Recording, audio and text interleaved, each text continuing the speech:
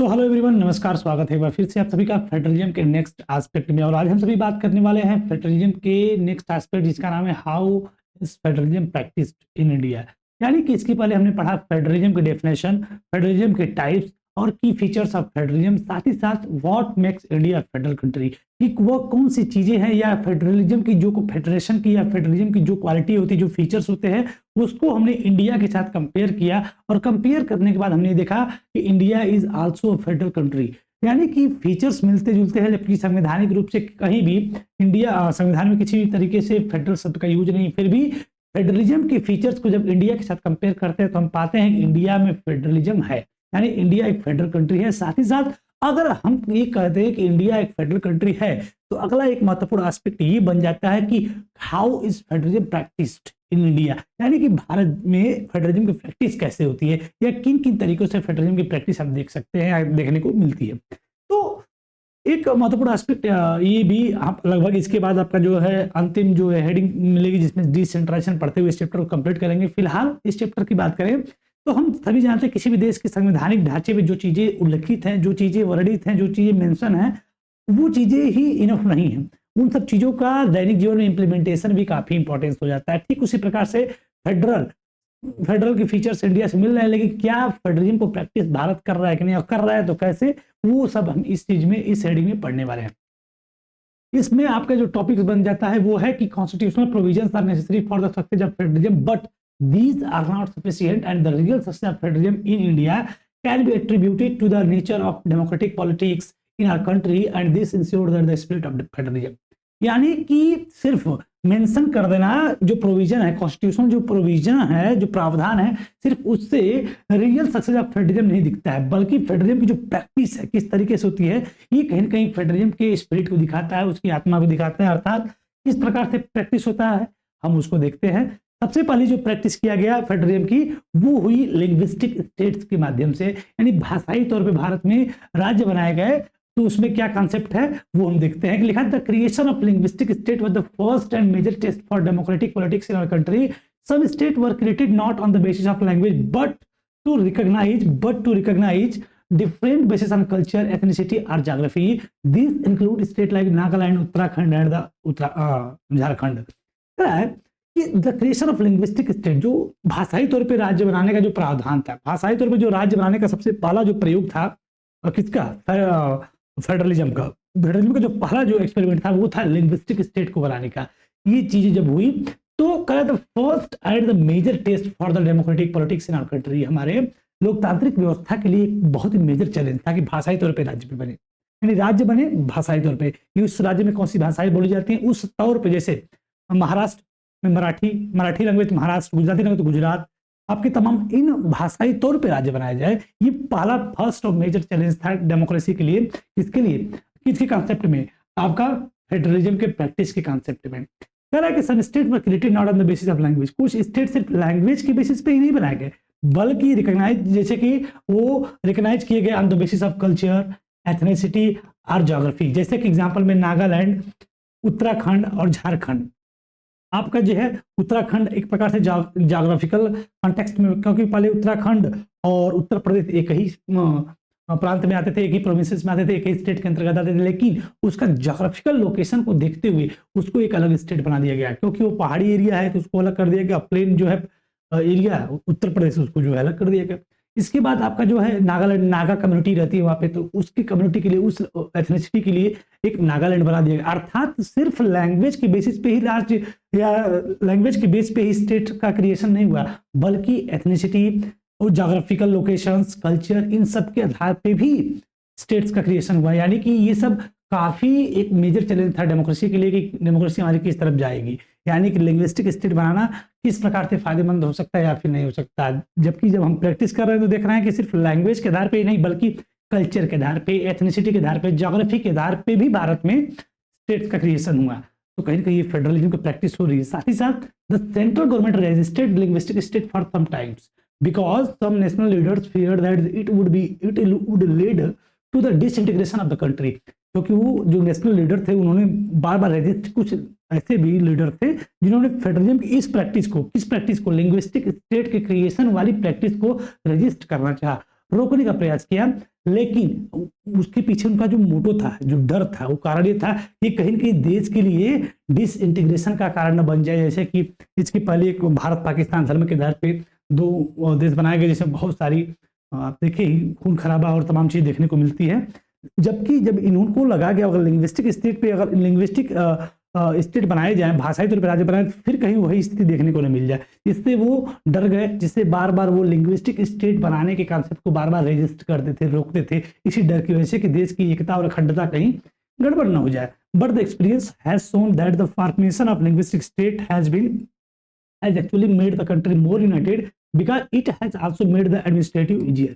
लेकिन जब उनके डर के बावजूद भी थोड़ा सा रिस्क लिया गया और उसको इंप्लीमेंट कर दिया गया, किसको, लिंग्विस्टिक स्टेट को, तो ये देखा गया कि the formation of linguistic state has actually made the country more United. ये देश को और भी ज्यादा यूनाइटेड बनाता है, और भी ज्यादा एकीकृत करता है, और भी ज्यादा एडमिनिस्ट्रेटिव सिस्टम को टैकल करने में मदद करता है। यानी जो डर था कि कहीं अगर भाषाई तौर पर राज्य बन रहे हैं और बनने से कहीं वही स्थिति ना हो जाए जब धर्म के आधार पे देश बने थे, तो इसलिए बार-बार नेशनल लीडर उसको रेजिस्ट करते थे, रोकते थे। लेकिन जब इस एक्सपेरिमेंट को करने के बाद भी तमाम जो है स्थिति को, उस वक्त की जो भी परिस्थिति रही हो, उसको देखते हुए लिंग्विस्टिक स्टेट जब बनाना शुरू कर दिया गया, तो ये कहीं न कहीं बहुत ही अच्छा एक कदम दिखने को मिल गया लिंग्विस्टिक स्टेट बनाने का, जिसमें कि जो एडमिनिस्ट्रेटिव सिस्टम था बहुत अच्छा हो गया, साथ ही साथ कंट्री और भी यूनाइटेड हो गई। और इसकी वजह से लिंग्विस्टिक आधार पे राज्य बनाने की वजह से जो एडमिनिस्ट्रेटिव सिस्टम था वो शानदार हो गया। यानी ये जो पहला प्रयोग था हमारा काफी सफल रहा, लिंग्विस्टिक स्टेट। दूसरा एक्सपेरिमेंट था फेडरलिज्म का, लैंग्वेज पॉलिसी। कौन सी लैंग्वेज पॉलिसी को अडॉप्ट, जैसे कि श्रीलंका के कंटेक्स्ट में देखते हैं कि सिन्हाला लैंग्वेज जो थी वो इम्पोज कर दी गई थी तमिलियन पे, तमिल लैंग्वेज पे या तमाम लैंग्वेज पे। तो उस एक लैंग्वेज, तमाम लैंग्वेज थी, लेकिन सिन्हाला लैंग्वेज को सुप्रीमेसी दी गई और उसको इम्पोज कर दिया गया। लैंग्वेज की पॉलिसी उसने गलत अडॉप्ट की, जिसकी वजह से सिविक स्ट्राइक देखने को मिला, सिविल वार देखने को मिला। और इंडिया के कॉन्टेक्स्ट में अगर देखा जाए तो पहला प्रैक्टिस लिंग्विस्टिक स्टेट का किया गया डरते डरते, लेकिन वो काफी शानदार रहा, देश मोर यूनाइटेड हुआ, एडमिनिस्ट्रेटिव सिस्टम शानदार हो गया, इजियर हो गया। दूसरी प्रयोग था लैंग्वेज पॉलिसी की। लैंग्वेज पॉलिसी किस प्रकार की अडॉप्ट की गई? द सेकेंड मेजर टेस्ट, जो दूसरा मुख्य टेस्ट इंडियन फेडरेशन में किया गया वो था लैंग्वेज पॉलिसी का। ठीक, हमारे संविधान ने किसी भी भाषा को सबसे पहले काम किया कि नेशनल लैंग्वेज का दर्जा नहीं दिया, किसी भी भाषा को लैंग्वेज, नेशनल लैंग्वेज, राष्ट्रीय भाषा का दर्जा नहीं दिया। और किसी एक भाषा को, जिसमें कि Hindi was identified as the official language. Hindi को हम लोग बहुत अक्सर लोगों से पूछा जाए, लोग हिंदी को जो है राष्ट्रभाषा ही समझेंगे, लेकिन भारत की कोई राष्ट्रभाषा है ही नहीं। भारत की जो है आधिकारिक भाषा, ऑफिशियल लैंग्वेज है, जिसमें हिंदी की अगर बात की जाए तो हिंदी नेशनल लैंग्वेज नहीं है, हिंदी जो है ऑफिशियल लैंग्वेज, इंडिया की क्या है, ऑफिशियल लैंग्वेज है। और हिंदी के अलावा टोटल 21 अदर भाषा, यानी कुल ओवरऑल हिंदी को साथ में लेते हुए 22 भाषाएं हैं। कहाँ पर? भारत की 8वीं अनुसूची में, जिसका 8th शेड्यूल में, यानी शेड्यूल लैंग्वेज भारत के टोटल 22 भाषाओं का उल्लेख है। टोटल 22 भाषा है, इसमें हिंदी भी है, इंग्लिश भी है, मलयालम भी है, तमिल भी है, तमाम भाषाएं हैं।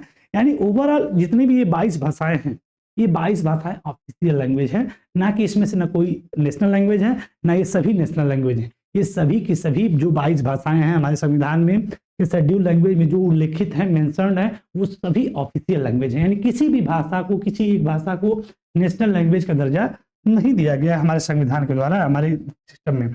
State to have their own official language, और साथ ही साथ स्टेट के पास भी चॉइस है कि वो खुद की अपनी ऑफिशियल लैंग्वेज डिक्लेयर कर सकते हैं, अपनी ऑफिशियल लैंग्वेज रखते हैं।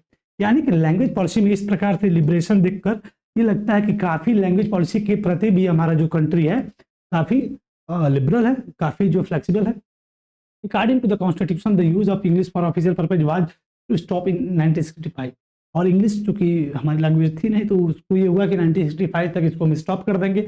But however many non Hindi speaking state demanded that use of English continue. उन्होंने डिमांड किया नहीं, इंग्लिश को भी कंटिन्यू कर दे, तो गवर्नमेंट ने, संविधान ने उसका भी प्रावधान दे दिया। इंग्लिश को भी the central government responded by agreeing to continue the use of English along with the Hindi are official, Hindi for the official purpose. Language को भी इतनी मतलब फिक्स फ्लेक्सिबिलिटी है कि कहा ही जा रहा है कि जब टोटल हिंदी के अलावा 21 भाषा, यानी हिंदी को लेकर 22 भाषाएं हमारे शेड्यूल लैंग्वेज में है, किसी भी भाषा को राष्ट्रभाषा दर्जा नहीं दिया गया। इंग्लिश की बात करें तो इंग्लिश को 1965 में 1965 तक ही चलाने के लिए बात की गई थी ऑफिशियल पर्पज, उसके बाद उसको जो है प्रोहिबिटेड करने की बात की गई। लेकिन जितने भी नॉन हिंदी स्पीकिंग स्टेट थे उन्होंने इसकी डिमांड जब रखते कि नहीं इंग्लिश को भी कंटिन्यू किया जाए, तो भाई सेंट्रल गवर्नमेंट ने उसको भी कंटिन्यू कर दिया। यानी लैंग्वेज के आधार पे भी फ्लेक्सिबिलिटी देखने को मिलती है लैंग्वेज पॉलिसी अडॉप्ट करते समय इंडियन गवर्नमेंट के द्वारा। ये भी एक शानदार फेडरलिज्म की प्रैक्टिस है, ये भी शानदार फेडरलिज्म की प्रैक्टिस हर भाषाओं के प्रति। और दूसरी चीजें हैं, हिंदी का प्रमोशन भी चल रहा है, लेकिन एज कंपेयर टू श्रीलंका कि सिन्हाला को तो प्रमोट कर रहा है लेकिन अदर भाषाओं को डिमोट कर रहा है। इसमें क्या है, हिंदी का प्रमोशन ठीक है, अच्छी बात है, हिंदुस्तान है, हिंदी भाषा का प्रमोशन हो तो हो रहा है, लेकिन हिंदी का प्रमोशन का मतलब ये नहीं कि इम्पोजिशन, यानी कि हिंदी को प्रमोट कर सकते हैं लेकिन हिंदी को अब थोप नहीं सकते किसी अदर राज्य पे। तब मान लीजिए कोई कन्नड़ किसी राज्य में बोला जा रहा है और वहां पे हम हिंदी को इम्पोज कर देंगे, नहीं आपको हिंदी बोलना, तो ये कहीं ना कहीं फेडरल सिस्टम के लिए काफी निगेटिव पॉइंट हो सकता है। तो वही कहा जा रहा है कि हिंदी को प्रमोट सरकार कर रही है, प्रमोट कर रही है, लेकिन उसको इम्पोज नहीं कर रही, उसको थोप नहीं रही, नहीं बेटा तुम हिंदी ही बोलो, ऐसा कुछ। तो ये कहीं ना कहीं flexibility shown in our constitution, in our government system में देखने को मिलता है, गवर्नमेंट मशीनरी में देखने को मिलता है, जिसमें कि किसी भी भाषा को राष्ट्रीय भाषा का दर्जा नहीं दिया जाता है। Promotion of Hindi continue to the official policy of the government of the India. Promotion does not mean that the central government can impose Hindi on state where people speak different language. Promotion का मतलब ये नहीं कि जो different language बोलने वाले states हैं उन पे भी हिंदी को इम्पोज कर दें, नहीं, ठीक है, हम प्रमोट कर रहे हैं, आप भी हर भाषाओं को प्रमोट कर रहे हैं, हिंदी को प्रमोट कर रहे हैं, प्रमोट इसको कर रहे हैं तो इसका मतलब ये नहीं कि इसको हम इम्पोज कर देंगे, नहीं, इसको प्रमोट करेंगे, only promote. And the flexibility shown in Indian political leaders help our country avoid the kind of situation that Sri Lanka में। तो इस प्रकार से इंडियन गवर्नमेंट के द्वारा, भारतीय संविधान के द्वारा जो भी प्रावधान थे, जो भी ये लैंग्वेज पॉलिसी के प्रति फ्लेक्सिबिलिटी दिखाई गई, जो भी ये चीजें देखने को मिली, इससे हम कह सकते हैं कि कहीं ना कहीं श्रीलंका में जिस प्रकार की कंडीशन देखने को मिली उस प्रकार की कंडीशन से इंडिया बच जाता है because of federation, this types of practice of federalism, इस प्रकार की फेडरलिज्म की प्रैक्टिस करने के बाद।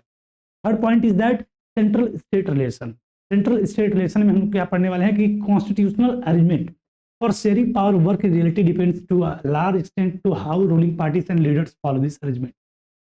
तो अगर कॉन्स्टिट्यूशनल अरेंजमेंट की बात करें या किसी भी प्रकार से देश को चलाने की व्यवस्था की बात करें तो वहाँ के जो लीडर्स होते हैं वो किस प्रकार से उस पूरी व्यवस्था को, रूलिंग पार्टी जो भी होती है उस अरेंज को कैसे आप इम्प्लीमेंट करती है, ये कहीं उस पर डिपेंड करता है। यानी किसी देश की व्यवस्था वहाँ के पॉलिटिकल लीडर चलाते हैं और पॉलिटिकल लीडर किस प्रकार से उस चीज़ को इम्प्लीमेंट करते हैं, ये कहीं ना कहीं वहाँ के डेमोक्रेसी को, डेमोक्रेसी की छवि बनाता है कि किस प्रकार की डेमोक्रेसी है।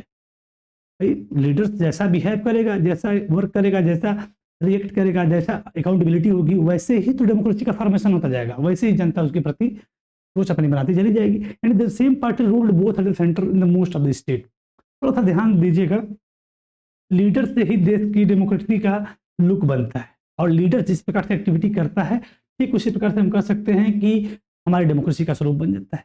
तो ये पूरी कंडीशन आप देख पाएंगे 1990 के पहले पूरी कहानी ये है। इसके बाद इस लाइन में हम 1990 की बाद की कंडीशन देखेंगे जिसमें कि दिक्कत रहा है कि same party rule both in the centre and the most of the state. 1990 के पहले एक समय ऐसा था या जिसमें कि सेंट्रल गवर्नमेंट में और स्टेट गवर्नमेंट दोनों में लगभग सेम पार्टी की ही सरकार पकड़ती थी 1990 के पहले। और पार्टी क्या अगर बात की जाए तो आप देख ही सकते हैं, कांग्रेस पार्टी की सरकार थी और उस वक्त मोस्ट ऑफ द स्टेट्स में वही पार्टी थी after the independence of India, और सेंट्रल में भी वही सरकार थी। दोनों मतलब सेंटर में भी वही सरकार और केंद्र में भी वही सरकार, राज्य में भी उसी की सरकार। तो this mean that state government did not exercise their rights as the autonomous federal units. और ऑटोनोमस फेडरल यूनिट की तरह ऐसा होने की वजह से सेंट्रल में भी उसकी सरकार, राज्य में भी उसकी सरकार, ऐसा होने से सेंट्रल गवर्नमेंट की मतलब सेंट्रल गवर्नमेंट चूंकि मोर पावरफुल होता है, हम जानते हैं फेडरल सिस्टम में सेंट्रल गवर्नमेंट मोर पावरफुल होता है और चूंकि उसी की सरकार यहाँ भी है, उसकी सरकार यहाँ भी है, तो ये जो उसकी फेडरल यूनिट है स्टेट गवर्नमेंट, ये अपनी एक्सरसाइज को, राइट को एक्सरसाइज नहीं कर पाती है। क्यों? क्योंकि भाई अभी कहानी छोटी मोटी एग्जांपल के माध्यम से हम देखेंगे। The central government would often misuse the constitution to dismiss the state government that were controlled by the rival party. अब आप जानते हैं कि पॉलिटिकल एरिया में कि हार जीत लगी रहती है और एक आपका जो होता है कि रूलिंग पार्टी होती है, एक आपकी राइवल पार्टी होती है। अब आप ये समझ लीजिए कि ये आपका इंडिया है और मोस्ट ऑफ द स्टेट्स में एक पार्टी की सरकार है, और केंद्र में भी उसी पार्टी की सरकार है, सेंटर में भी उसी की सरकार है, स्टेट में भी उसकी सरकार है। तो जहां उसकी सरकार केंद्र में भी है, राज्य में भी है, वो अपना जो है सर्कुलेट करती है, पूरी व्यवस्था चलाती है। लेकिन अगर किसी स्टेट में उसकी कोई राइवलरी पार्टी आ गई, तो अब उस पार्टी को जो है उठने नहीं देते हैं, या जो भी एक्टिविटी करके उसको जो है दबाने का प्रयास करते हैं, इम्पोज करने का प्रयास करते हैं, रिस्ट्रिक्शन लगाने का प्रयास करते हैं। यानी अपनी पावर का मिसयूज करके कहीं न कहीं उस राइवल पार्टी की सरकार को या उस राज्य की राइवलरी जो पार्टी है उसको कहीं न कहीं हटाने का, गिराने का, या तमाम, हम अगर उस वक़्त की खबरों को देखें तो ये लगा रहता था कि सेंटर में उसकी गवर्नमेंट है, स्टेट में जो है उसकी अपोजिशन की गवर्नमेंट है, तो किसी तरीके से उसको गिराते थे या फिर उसको जो है जो भी ऐसी तमाम एक्टिविटीज़ देखने को मिलती थी। अपनी पावर का मिसयूज़ सेंट्रल गवर्नमेंट बार-बार करता था। यानी बिल्कुल एकदम आप कह सकते हैं कि सेंट्रल गवर्नमेंट जो है एकदम बिल्कुल फ्री हैंड रहता था, जिसमें कि कोई उस पे क्या बोल सकते हैं, एक प्रकार से डेस्पोटिज्म की तरीके से रहता था कि क्या बोल सकते हैं कि सेंटर में उसकी सरकार, राज्य में उसकी सरकार, तो वही सब उसका है, उसके हिसाब से चलना है। लेकिन कंडीशन बदली, वक्त आने वाले वक्त में कंडीशन बदली, और क्या बदली कि 1990 के बाद all this change significantly after 1990। 1990 के बाद ये परिस्थितियां बदल गई। 1990 के पहले तो ऐसा था कि जिसकी पार्टी सरकार जो है केंद्र में है उसी की स्टेट में है, लेकिन 1990 के बाद ये स्थिति बदल गई, और ये एक ऐसा समय देखने को मिलता है जिसमें कि rise of regional political party in many states of the country, जिसमें कि छोटी-छोटी रीजनल पॉलिटिकल पार्टीज उठना, पैदा होना, सामने आना शुरू हो जाती है। नई-नई पार्टियाँ, छोटी-छोटी पार्टियाँ, रीजनल पार्टियाँ पूरे ऑल ओवर द कंट्री आने शुरू हो जाती है। And this was also the beginning of the era of coalition government at the centre. और सेंटर अब तक जो ऑटोनॉमस पावर को एन्जॉय करता था, अकेले सरकार बना लेता था, अब उसका भी दौर धीरे-धीरे समाप्त हो रहा है। यानी कि एक ऐसा एक एरा जो है एक एरा का बिगिनिंग हो रहा है जिसमें कि कोलिशन गवर्नमेंट की सरकार का कॉन्सेप्ट आ जाता है, यानी गठबंधन की सरकार का कॉन्सेप्ट आ जाता है, अर्थात कि अकेले कोई पार्टी सरकार नहीं बना पा रही है। 1990 तक क्या था, अकेली पूरी सरकार बनती थी, ऑटोनॉमस व्यवस्था पूरी तरीके से आराम से चलती थी। लेकिन 1990 के बाद परिस्थितियां बदल जाती हैं, कोलिशन गवर्नमेंट का कॉन्सेप्ट आ जाता है, कोई अकेली पार्टी सरकार बना नहीं पाती है, खास करके सेंटर में। तो अब क्या होता है, चूंकि रीजनल पार्टी भी बड़ी होना शुरू कर देती है। अब सेंटर को लगता है कि अगर व्यवस्था को चलाना है तो हमको रीजनल पार्टी के साथ मिलना पड़ेगा। अब तक क्या था, ऑटोनॉमस व्यवस्था थी, वहाँ भी अपनी सरकार, यहाँ भी अपनी सरकार, व्यवस्था चल रही है। लेकिन अब तक वहाँ थी सरकार, लेकिन यहाँ नहीं थी। अब वहाँ सरकार बनाने के लिए इनसे मदद लेनी पड़ेगी। अब इनके बीच में जो गैप था, जो डिस्टेंस था, जो कम्युनिकेशन गैप था, वो कहीं नहीं भरेगा, क्योंकि अब कोलिशन गवर्नमेंट कॉन्सेप्ट आ रहा है, इनको अपने साथ लेके चलना पड़ेगा। अब तक क्या दूर लेके चल रहे थे, कोई बात नहीं, कोई जरूरत नहीं थी, अब जरूरत पड़ रही है। इसको सेंट्रल गवर्नमेंट को, रीजनल पार्टियां का, स्टेट गवर्नमेंट का। Because no single party got a clear majority in the Lok Sabha, क्योंकि कोई भी एक सिंगल पार्टी अकेली लोकसभा में मेजोरिटी नहीं पा रही थी। तो this led to a new culture to power sharing and the respect of the autonomy of the state government. अब इस तरीके से स्टेट गवर्नमेंट की ऑटोनॉमी और उसकी जो है स्टेट गवर्नमेंट की ऑटोनॉमी और उसकी प्रति रिस्पेक्ट, या तमाम चीज़ें बढ़ने लगती है। भाई उसका भी डिमांड आ गया, उसका भी वक्त आ गया। तो ये सारी चीज़ें 1990 के बाद हमें देखने को मिल जाती है। क्या क्या, पहला कॉन्सेप्ट तो ये है कि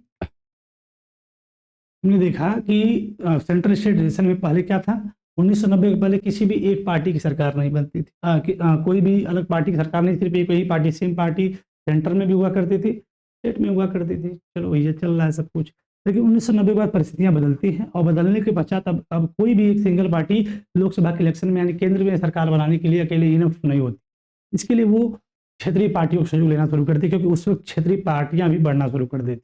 अब उनको उनका सहयोग लेना, तो इसलिए सेंट्रल और स्टेट के बीच में भी संबंध मधुर होते हैं, अर्थात अब सेंट्रल स्टेट के बीच में पावर की शेयरिंग प्रॉपरली अब शुरू हो जाएगी। उनकी ऑटोनॉमस को, उनकी पावर को, उनके व्यवस्थाओं को, तमाम चीज़ों को रिस्पेक्ट करना शुरू होने वाला एरा शुरू हो जाता है। अर्थात अब इनके बीच में पावर का जो गैप चल रहा था, जिसको हम डिसेंट्रलाइजेशन में पढ़ेंगे, वो भी अब खत्म हो जाएगा। यानी कि सेंट्रल स्टेट कैलिब्रेशन भी फेडरलिज्म की वजह से, प्रैक्टिस होने की वजह से और मधुर हुआ। यानी हमने अब तक क्या क्या पढ़ा टॉपिक्स, ये पॉइंट हम लोग कल पढ़ेंगे। हमने ये पॉइंट्स पढ़े कि how is federalism practice. How is federalism practice में हमने देखा कि जो संवैधानिक प्रावधान है वो पर्याप्त नहीं है फेडरलिज्म की प्रैक्टिस के लिए, जो चीज़ें इम्प्लीमेंटेशन भी होनी चाहिए। तो इसके लिए हम देखें कि किन किन तरीकों से फेडरलिज्म की प्रैक्टिस हो सकती है, यानी होते हुए हम देख सकते हैं भारत में। तो पहला जो है लिंग्विस्टिक स्टेट का कॉन्सेप्ट है, भाषाई तौर पे राज्य बनाने का सिस्टम था, जिसकी वजह से हम कह सकते हैं कि हाँ, फेडरलिज्म की प्रैक्टिस हो रही है। अर्थात भाषाई तौर पे राज्य बनाए गए। भाषाई नहीं बल्कि एथनिसिटी के आधार पे भी राज्य बनाए गए, कल्चर के आधार पे भी, ज्योग्राफिकल लोकेशन के आधार पे भी राज्य बनाए गए। यानी फेडरल सिस्टम को दर्शाता है, काफ़ी शानदार। इसके बाद लैंग्वेज पॉलिसी को अडॉप्ट किया गया। लैंग्वेज पॉलिसी ऐसी अडॉप्ट की गई, किसी भी एक भाषा को राष्ट्रीय भाषा का दर्जा नहीं दिया गया। सभी भाषाओं को लगभग भारतीय संविधान के शेड्यूल लैंग्वेज में 22 भाषाओं को ऑफिशियल लैंग्वेज का दर्जा दिया गया। अर्थात अगर कोई व्यक्ति सेंट्रल गवर्नमेंट की लेवल की एग्जाम देना चाहता है, जैसे यूपीएससी का कोई एग्जाम कंडक्ट हो रहा है और कोई भी व्यक्ति पूरे भारत का देना चाहता है, तो 22 भाषाओं में से किसी भी एक भाषा में वो एग्जाम दे सकता है। 22 भाषाओं में हिंदी को भी जो है नेशनल लैंग्वेज नहीं बल्कि ऑफिशियल लैंग्वेज का दर्जा दिया गया। इंग्लिश को डिसकंटिन्यू की बात की गई थी 1965 के बाद, लेकिन उसको भी नॉन हिंदी स्पीकिंग स्टेट्स की डिमांड के बाद उसको भी ऑफिशियल लैंग्वेज में ऐड कर लिया गया। तो ये फ्लेक्सिबिलिटी दिखाता है कि लैंग्वेज पॉलिसी के प्रति भी सरकार, देश, संविधान कितना फ्लेक्सिबल है। Last one is the centre state relation के बीच में 1990 के पहले सेंट्रल स्टेट के बीच में कोई संबंध बहुत अच्छे नहीं थे, पावर की शेयरिंग प्रॉपर्ली नहीं होती थी, क्योंकि जिसकी सरकार सेंटर में है उसी की सरकार स्टेट में, इसलिए बहुत ज़्यादा कोई किसी पे मतलब सेंट्रल जो स्टेट पे ध्यान नहीं देता था, उसकी पावर शेयरिंग से कोई मतलब नहीं रहता था, प्रॉपर पावर शेयरिंग हो नहीं पाती थी। लेकिन 1990 के बाद कोलिजन गवर्नमेंट का एरा आता है और कोई भी एक सिंगल पार्टी लोकसभा के इलेक्शन में क्लियर मेजोरिटी नहीं पाती है, और जिसके पश्चात अब सेंटर को झुकाव, फ्लेक्सिबिलिटी दिखानी पड़ती है स्टेट गवर्नमेंट की तरफ से या रीजनल पार्टी की तरफ से, अर्थात अब पावर शेयरिंग बेटर तरीके से होगी। यानी कि इन तीनों मुद्दों से लिंग्विस्टिक स्टेट, लैंग्वेज पॉलिसी और सेंटर स्टेट रिलेशन की वजह से हम कह सकते हैं कि भारत में फेडरलिज्म की प्रैक्टिस हुई है और हो भी रही है आज भी। कल हम पढ़ेंगे लास्ट इस चैप्टर की हेडिंग, जिसका नाम होगा डिसेंट्रलाइजेशन, और फाइनली इसके साथ इस चैप्टर को क्या कर लेंगे, लोग समाप्त कर लेंगे। आज के लिए इतना ही, तब तक के लिए नमस्कार।